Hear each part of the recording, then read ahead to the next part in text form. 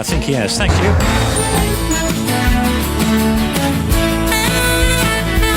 Here we go, rushing up to news.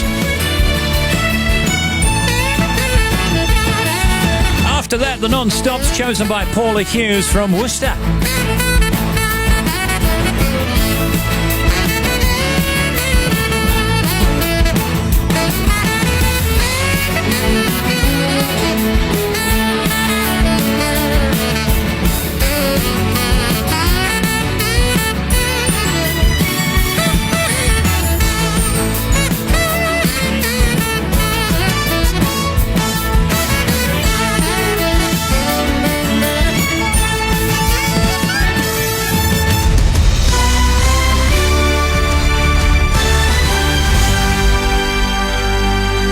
BBC News at 3 o'clock. This is Harvey Cook. The government's being urged to quickly resolve the dispute with barristers to prevent the backlogging court cases getting even worse.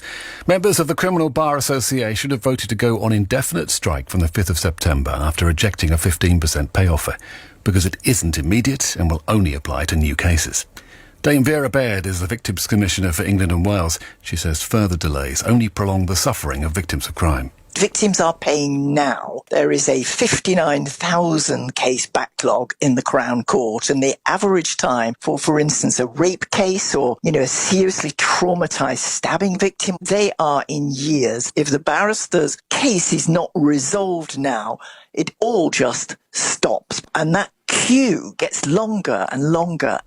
Bin strikes across Scottish local authorities are set to continue after little progress was made in talks with council leaders.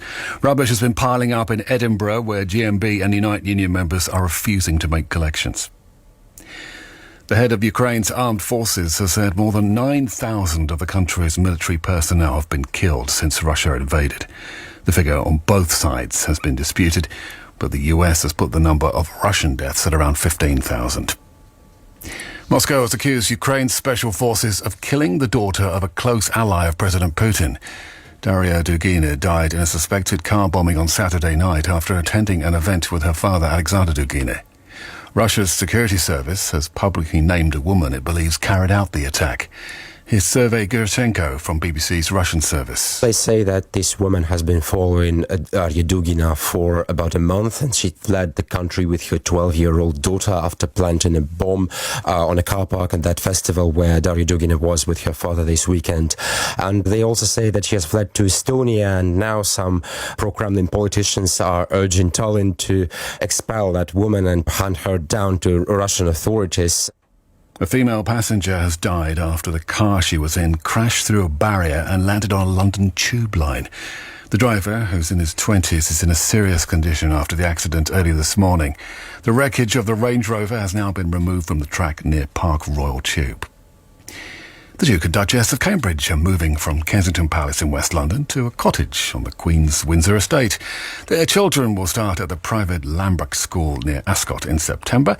Our royal correspondent Nick Witchell has more details. This is a 4-bedroom home. There will be no live-in staff. There will be no major refurbishment necessary, and obviously all the security considerations have been looked after. And I think that is important to the Cambridges. I think that they want that message to go out, that they are content to live in what by royal standards a fairly small home. And of course it brings William very close to his grandmother. And that's the BBC News at 3 minutes past 3. Well, thank you. Cheers, Harvey. And now stand by for the non-stops.